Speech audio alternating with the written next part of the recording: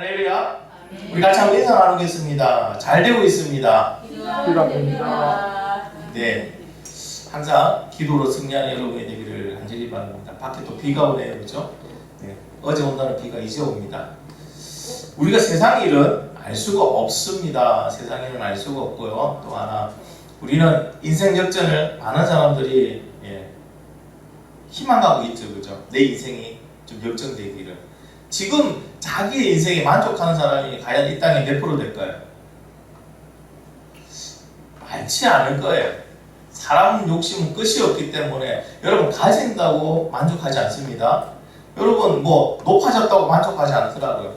모든 사람은 그곳에서 또 불만족하며 또 뭔가를 자꾸 가지려고 하고 인생 역전이 되기를 원하고 있습니다. 진정한 인생 역전은 어떤 게 인생 역전이며 오늘 말씀을 통해 하나님 무엇을 말씀하는지 같이 나누도록 하겠습니다. 지금 어떤 장면입니까? 이제 베드로 요한이 사내들이 공에 섰습니다.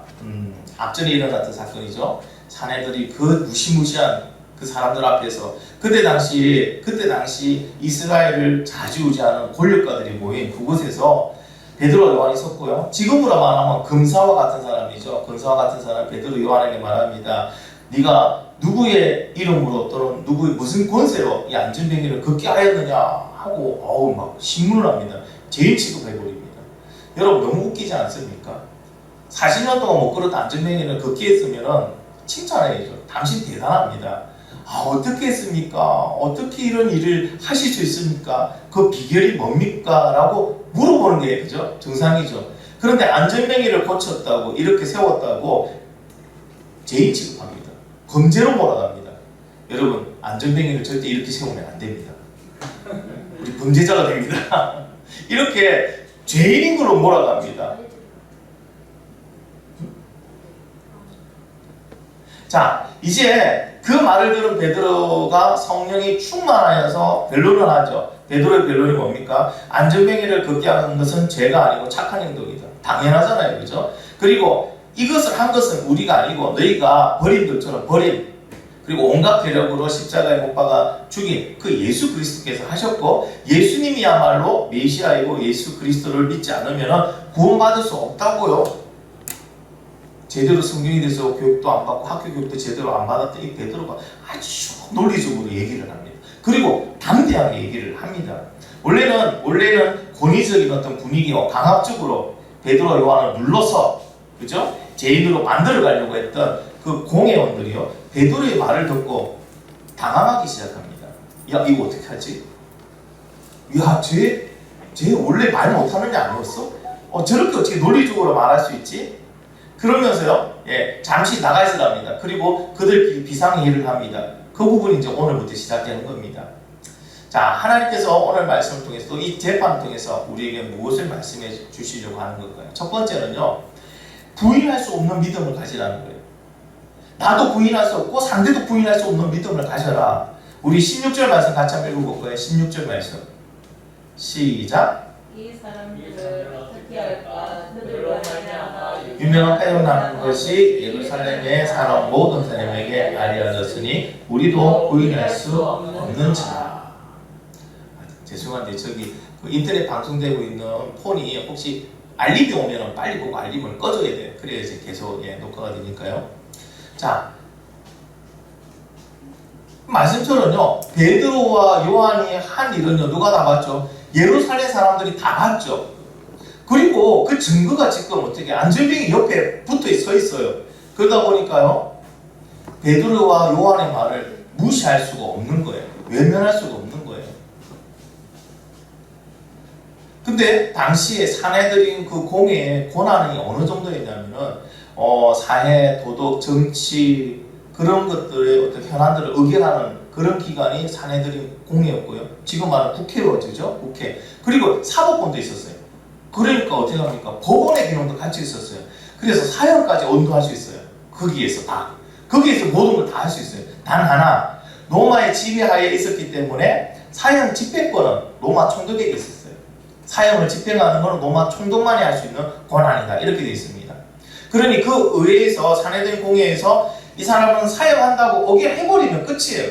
그냥 집행만 남은 거예요. 예수님도 그래가지고 십자가에 이제 돌아가시게 됐습니다.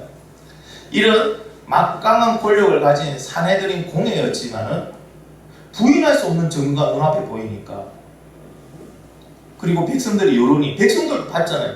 그들 눈앞에도 이거는 맞다라고 하니까 베드로 요한을 마음대로 죽이지 못하는 겁니다. 어떻게 하든 꼬투리를 잡아야 돼. 죄라는 걸 만들어야 되는데 만들지를 못하고 있어요. 왜? 부인할 수 없는 증거가 눈앞에 있으니까. 결국에는요, 이들이 할 수 없으니까 베드로와 요한을 다시 불러드립니다. 그리고 그들에게요, 예수의 이름을 말하지도 말고 가르치지도 말고 전하지도 말라고 경고합니다. 여러분, 말이 경고지 이거는 협박이죠. 너 한 번만 더 그러면 이제 죽는다. 하지 마라. 예수 이름을 말하지도 말고 전하지도 말고 가르치지 마. 여러분, 사내들인 공회에서 이렇게 협박하는 거는요, 말로 하는 게 아니죠. 진짜 죽일 수 있다는 겁니다. 사랑하는 성도 여러분, 우리 믿음이 언제 확인이 될까요? 여러분, 우리 믿음이 누구를 통해 확인이 될까요? 내가 믿습니다, 믿습니다 하는 거는요, 별로 신빙성이 없어요. 솔직히 누가 나를 통하여 이 사람은 진짜 예수쟁이 맞습니다, 내 주위에 나를 잘 알고 있는 사람이 이 사람은 진짜 예수쟁이만, 내가 본 사람 중에 이 사람이 진짜 예수쟁이 맞아요 라고 한다면 그 사람 진짜 믿음의 사람 맞아요.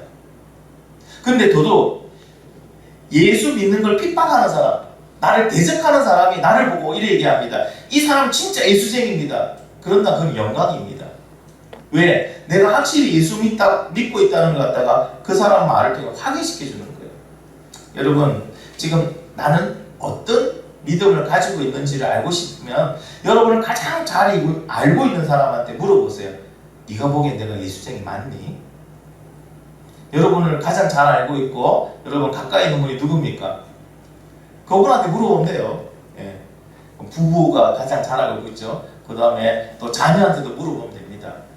아까 우리 지인한테 네가 보기엔 아빠가 예수쟁이 맞냐 하니까 갑자기 지인이 그러더라고요. 글쎄요. 마음에 상처를 받는다고 하니까 그때서 얘기하더라고요. 아빠 예수쟁이 맞다 하더라고요. 너무 감사하고 기뻤어요. 그래서 3만 원 달라 했어요. 3만 원을 못 주겠다 하더라고요. 여러분, 공회원들의 눈에는요, 베드로와 요한의 눈에 가시 같은 그런 적이죠. 근데 그들이 한 일을 보니까, 그들이 말한 걸 들으니까요, 베드로, 요한에 부인할 수 없어요. 그들이 가지고 있는 믿음이 가짜다, 이거는 뭐라고 할까, 하나님의 능력이 아니라고 부인할 수가 없는 거예요. 이와 같이 우리 모두가 세상이 부인할 수 없는 그런 믿음을 가지는 사람이 되기를 간절히 바랍니다. 세상이 인정하는 예수쟁이가 되기를 간절히 바랍니다. 근데 베드로, 요한은요, 이렇게 뭐라고 할까요? 자신들의 믿음을 다른 사람들이 통해 인정받기 이전에 그들에게 뭐가 있었을까요? 그들에게는 자기 자신도 부인할 수 없는 증거를 가지고 있었어요. 맞죠? 그죠? 베드로, 요한도요, 다른 사람이 이 사람은 진짜 예수쟁이 맞습니다 라고 인정받기 이전에 자기 자신한테 뭐가 있었다고요? 확실한 믿음의 증거를 가지고 있었어요. 이게 믿음의 확신이라고 합니다. 여러분이 있기를 간절히 바랍니다. 공회원들이 경고합니다. 아니, 협박이죠, 완전히. 도무지 예수 이름 말하지도 말고 가르치지 말고 전하지 말라고 협박합니다. 그때 베드로와 요한이 뭐라고 대답합니까? 19절 한번 볼까요? 베드로와 요한이 뭐라고 대답했는지.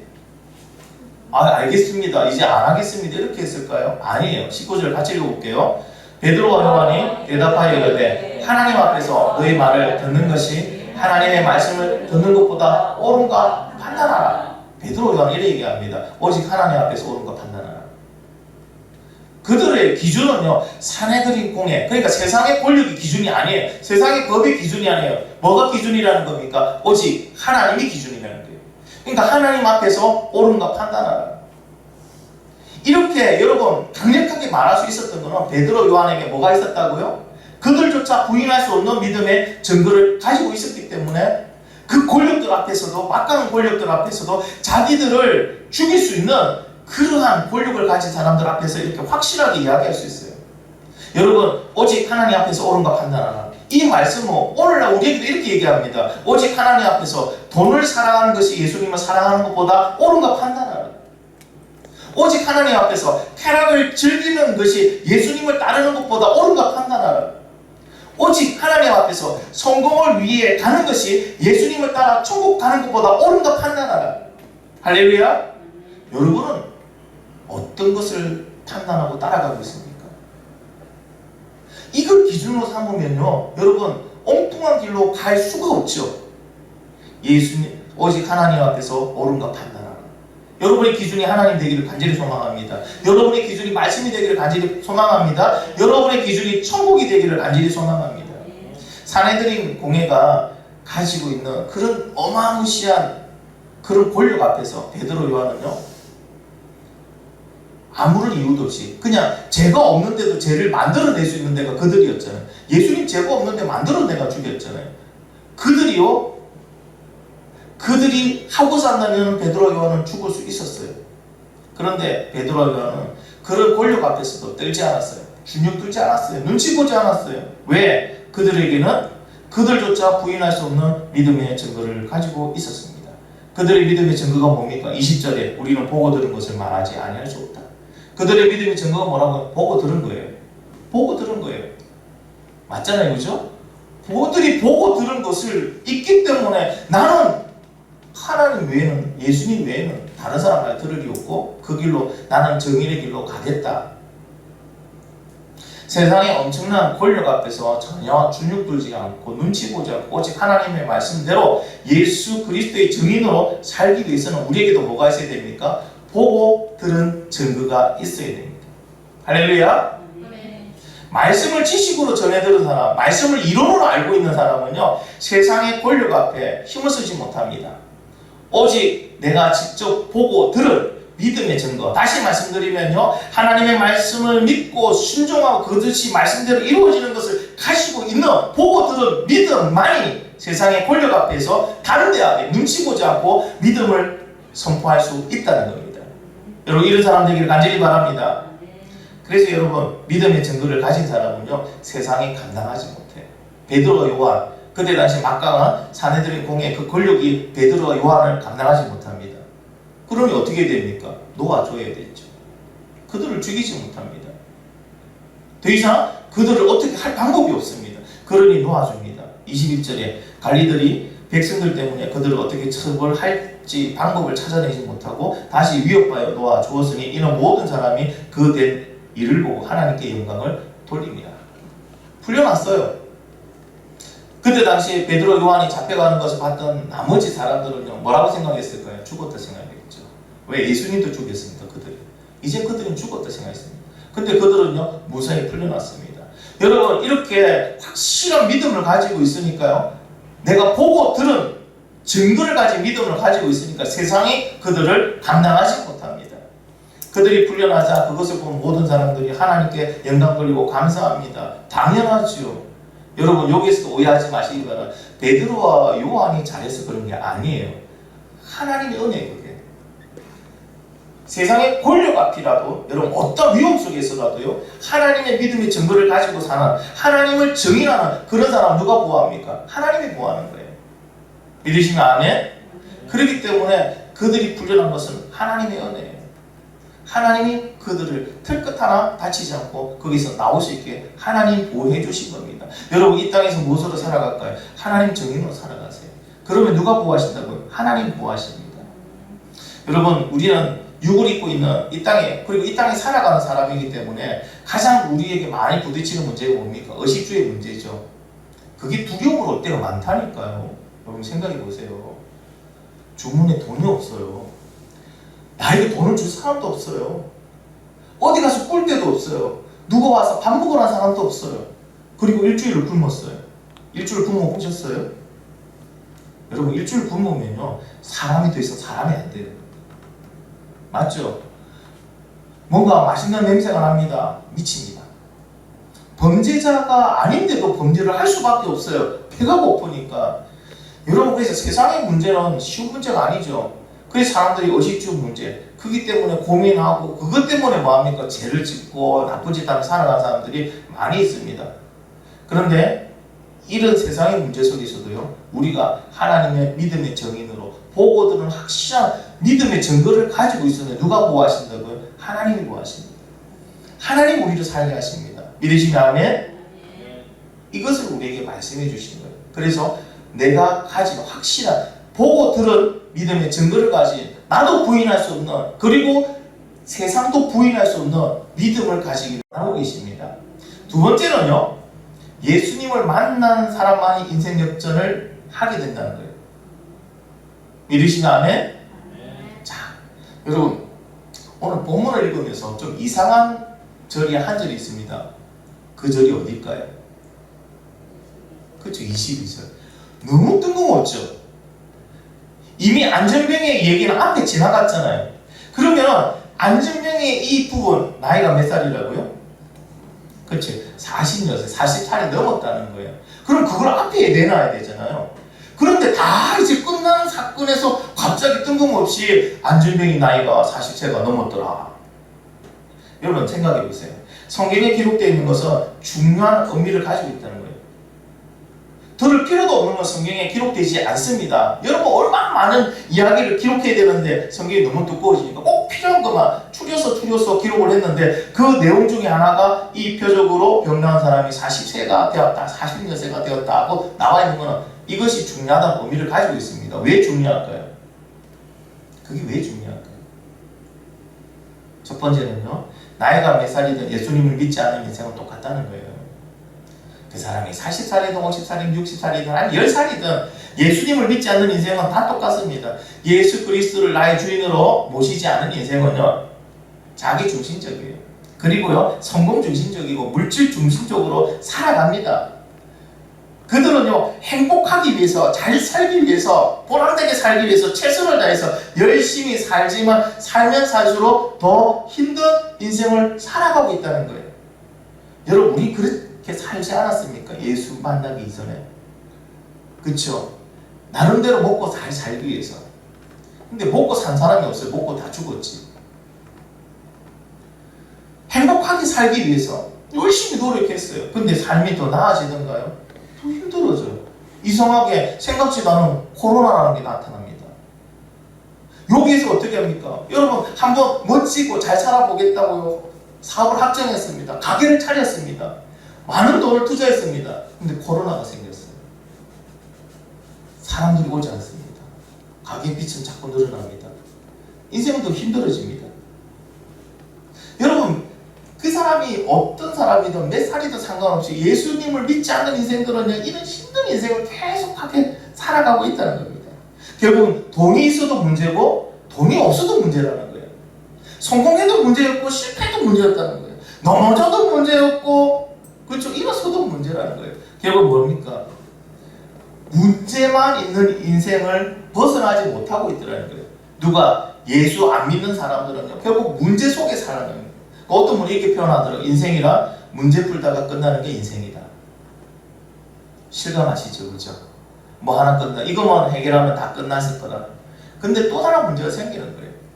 모든 사람이요, 다람쥐가 쳇바퀴 돌듯이 형태와 모양과 시간과 장소가 다를 뿐이지 인생의 틀 안에 딱 갇혀가지고 그 문제의 틀 안에서 살아가고 있더라는 거예요. 이게 인생이에요. 예수 그리스도를 모르는 인생이 이 인생이에요. 어떤 사람은 이게 다람쥐 쳇바퀴 이게 금으로 만든 거고, 어떤 사람은 나무로 만든 거고요. 어떤 사람은 크고 작고, 그 차이지. 똑같이 인생의 틀에서 살아갑니다. 한번 안전뱅이를 생각해 볼까요? 안전뱅이는 40년 넘게 어떤 인생의 틀에서 살아갑니까?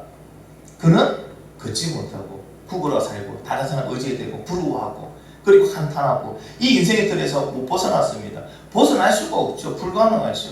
그런데 그가 누구를 만나니까? 예수님을 만나니까 어떻게 되는가요? 인생의 틀에서 완전히 벗어났어요. 전혀 다른 인생을 살아갑니다. 인생의 틀이 완전히 틀려져 버렸습니다. 여러분, 그 안전뱅이는 예수님을 만나고 몸만 고침을 받은 게 아니에요. 다리만 걸어 다닐 수 있는 게 아니고 인생 자체를 고침받았습니다. 여러분, 다리가 못 움직이던 사람이 다리를 움직이면 또 다른 문제가 또 생기죠. 맞잖아요, 그죠? 그런데 이 안전뱅이는 다리만 고침을 받은 게 아니고 인생 자체를 고침을 받습니다. 더 이상 이 땅에 어떤 문제에도 매이지 아니하고 그 사람은 천국의 소망을 가지고 하루하루 이제 기쁘게 살아가는 거예요. 인생이 완전히 달랐어요. 인생의 패러다임이 완전히 바뀌어 버렸습니다. 이것을 보여주시는 거예요. 이것을. 예수 안 믿는 사람은 나이가 몇 살이든 환경이 어떻든 뭘 가졌든 뭐 어떤 능력을 가졌든 다 똑같다. 두 번째는요, 이 부분이 이렇게 삽입된 이유는요, 안전뱅이의 인생이요, 세상에 버려진 돌처럼 보이잖아요. 그렇죠? 쓸모없는 거. 근데 이가 누구를 만나? 예수님을 만나니까요, 예, 모퉁이의 머릿돌 귀한 사람이 되더라고요. 생각해보세요. 안전뱅이가 어떤 대접을 받고 그는 어떤 삶을 살았을까? 가족에게 외면당했고요, 이웃에게 외면당합니다. 맞잖아요. 장가는 갔을까요? 장가는 못 갔죠. 세상에 버려진 돌이었어요. 사람들한테 동정과 비웃음의 대상이 없고 자기 스스로도 자기를 가치 있게 생각 안 합니다. 나는 버려진 돌이야. 무가치하다고 생각합니다. 그런데 그런 그가 예수님을 만나니까 어떻게 됩니까? 세상에 존귀한 머릿돌이 됩니다. 사람들이 주목하는 사람들이 됩니다. 사람들이 부러워하는 사람이 됩니다. 이게 머릿돌이에요. 이게. 세상 사람들은요, 스스로가 이렇게 가치 있고 빛나는 머릿돌이 되기 위해서 얼마나 노력하고 열정을 가지고 또 시간과 투자를 아끼지 않는지 몰라요. 모든 사람들이 그 머릿돌이 되려고, 빛나려고, 맞죠? 높은 자리에 올라가려고, 뭔가 가진 사람이 되려고 자기의 시간과 열정과 모든 걸 다 투자해서 합니다. 근데 그 중에 1%만 그렇게 돼요. 놀라운 건 1%만 그렇게 돼요. 근데 그 1%도요, 영원히 그렇게 계속되지 않습니다. 어떻게? 계속해서 노력해야 되고, 계속해서 투자해야 됩니다. 계속해서 또 싸워야 됩니다. 그래야 그 자리를 또한 지키고 합니다. 힘들어요. 여러분, 내가 스스로 머릿돌이 되는 사람은요, 힘들어요. 얼마나 힘든 인생을 살아가겠습니까? 세상에 버린 돌이 되지 않고 머릿돌이 되기 위해서 죽을 때까지 경쟁하고 살아가는 사람과 예수님을 만난 예수님에 의해서 귀한 머릿돌이 되는 사람, 어떤 사람이 더 행복한 삶을 살아갈까요? 여러분 한번 보세요. 어떤 사람일까요? 우리는 이전에는요, 다 우리 스스로 머릿돌이 되려고 했어요. 그래서 노력했어요. 투자했어요. 경쟁했어요. 싸웠어요. 근데 그 인생이 행복하지가 않더라는 거예요. 신기한 거는 그래서 머릿돌이 돼도 행복하지가 않더라는 거예요. 그러나 예수님을 만난 인생은요, 예수님에 의해서 내 가치가 알아졌어요. 여러분, 안전뱅이에 무슨 가치가 있었어요? 자기 스스로 나는 가치 없는 인생이다. 죽지 못해 산다고 살았어요. 아니, 살기 위해서 살았죠. 근데 그가 예수님 만나니까요, 세상에 가치 있는 인생, 자기가 얼마나 귀한 인생이라는 걸 깨달아 알고 살아갑니다. 여러분이 이런 삶을 살아가기를 간절히 바랍니다. 말씀을 정리합니다. 세상의 모든 사람은요, 이렇게 인생 역전을 원하고 있어요. 그래서 사람들이 매주마다 무엇을 구매하는지 아십니까? 그쵸, 로또. 여러분, 저 앞에 가게 가요, 로또 1등 3번째 나왔어요. 이마트 저기 3번째 나왔어요. 그럼 사람들이요, 줄을 씁니다. 로또만 당첨되면 인생 역전 할 수 있다고 생각합니다. 근데 로또가 당첨되면 인생 역전이 가능할까요? 아니요. 물질의 역전은 가능해요. 없다가 생기니까. 근데 인생 역전은 안 돼요. 왜? 또 다른 문제가 생기니까. 돈의 문제가 사라지니까 또 다른 문제가 생겨요. 어떤 사례랍니다. 내가 건강만 있으면 내 인생은 역전되리라. 여러분, 건강이 회복됐습니다. 과연 인생이 역전되었을까요? 문제가 건강에서 다른 걸로 옮겨갈 또 문제 속에서 갇혀 삽니다. 영원히 인생 역전을 이룰 수 없는데 사람들은요, 희망 고문을 합니다. 이것만 있으면 인생 역전 가능할 거야. 여러분, 광고는 어때요? 광고 어떤 광고 나옵니까? 대학만 가면은, 직장만 가면은, 승진만 하면은, 그런 광고 있잖아요. 그죠? 그래서 자기 삶이 더 나아지거나, 아니요. 가면 갈수록 더 많은 문제 속에 더 깊이 빠져드는 게 인생이었어요. 오직 예수 그리스도를 만나야만 인생 역전이 있다는 것을 여러분 기억하시기 바랍니다. 인생 역전은 예수님을 만나야지만 가능합니다. 예수님을 만난 인생은요, 더 이상 세상의 문제로 힘들어하지 않습니다. 여러분, 오해하지 마세요. 예수 믿는다고 세상의 문제가 사라진 게 아니에요. 그러나 그 세상의 문제가 더 이상 문제로 나를 짓누르지 않는다는 거예요. 뭐로? 대신 천국의 소망을 가지고 이 땅에서 하루하루를 기쁘고 행복하고 즐겁게 살아갈 수 있다는 거예요. 심지어는 그 문제 자체도 하나님께 감사하고 기쁨으로 그 문제도 주님이 해결하심을 보면서 살아간다는 거예요. 여러분, 이런 인생을 살아가기를 예수님의 이름으로 축원합니다. 오직 인생 역전은 예수님을 만남으로 가능합니다. 베드로와 요한은 예수님을 만나서 더 이상 이 세상의 권력과 여러분 이 세상의 현실의 문제, 삶의 문제에 묶이지 아니하고 자유로운 영혼이 되어서 자유롭게 살아갑니다. 영광스럽게 살아갑니다. 귀하게 살아갑니다. 여러분, 안전뱅이도 예수님을 만나서 이전의 삶에서 완전히 변화됩니다. 그는 더 이상 영육간에 묶이지 아니하고 자유로운 영혼으로 이 땅을 기쁘고 행복하고 즐겁게 살아갑니다. 우리 덕풍산 가족들이 이 땅에서 이렇게 인생의 세상에 묶이지 아니하고 행복하고 기쁘고 즐겁게 살아가는 저와 여러분이 되기를 예수님의 이름으로 축원합니다. 우리 같이 오늘 말씀 붙들고 한번 기도하겠습니다.